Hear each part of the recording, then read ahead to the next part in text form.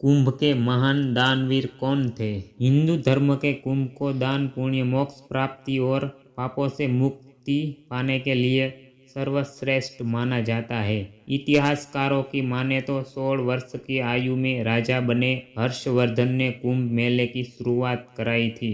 सम्राट हर्षवर्धन 7वीं शताब्दी के एक महान भारतीय शासक थे जो अपनी उदारता, धर्मपरायणता और प्रजा के प्रति समर्पण के लिए जाने जाते हैं। वे 606 ईस्वी से 647 ईस्वी सन तक शासन करते रहे और उनकी राजधानी कन्नौज वर्तमान उत्तर प्रदेश थी। आज कुंभ दुनिया का सबसे बड़ा धार्मिक मेला कहलाता है। भारत का आखिरी महान सम्राट हर्षवर्धन कुंभ के दौरान जमकर दान करते थे, लेकिन ये बात कम लोग जानते हैं कि वो दान से पहले भगवान सूर्य, शिव और बुध की उपासना किया करते थे। ऐसा बताया गया है कि वो दान को 4 भागों में बांटते थे। पहला शाही परिवार, फिर सेना प्रशासन, इसके बाद धार्मिक निधि और अंत में गरीबों के लिए वो अपना सारा धन लुटा दिया करते थे। साक्ष्यों की आधार पर ईस्वीसन 2000 वर्ष पुराने धार्मिक मेले का महत्व समय के साथ साथ और भी बढ़ता जा रहा है। सम्राट हर्षवर्धन हर 5 साल में कुंभ मेले के अवसर पर संगम प्रयागराज में अपनी समस्त संपत्ति दान कर देते थे। कहा जाता है कि वह दान करने के बाद केवल एक वस्त्र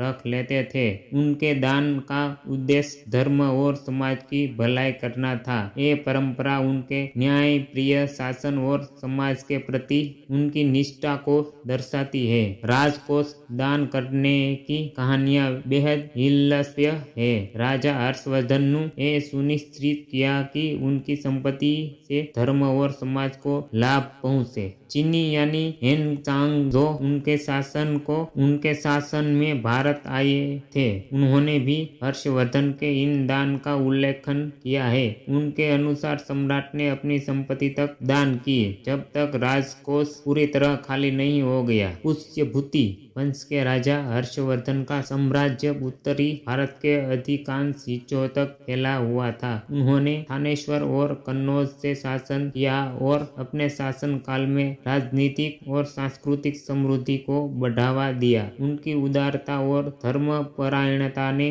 उन्हें इतिहास में अमर बना दिया। हर्षवर्धन शिव, बौद्ध और वैदिक परंपराओं का समान रूप से सम्मान करते थे। उन्होंने नालंदा विद्यालय और बौद्ध धर्म के प्रसार में भी योगदान किया। उनकी उदारता और धर्म प्रेम ने उन्हें भारतीय इतिहास में अद्वितीय स्थान दिया। सम्राट हर्षवर्धन भारतीय इतिहास में केवल एक शासक ही नहीं बल्कि एक ऐसा उदाहरण है जिन्होंने धर्म, परोपकार और समाज सेवा को अपने शासन का केंद्र बनाया। कुंभ में उनकी दान की परंपरा उनकी उदारता और सामाजिक चेतना का प्रमाण है।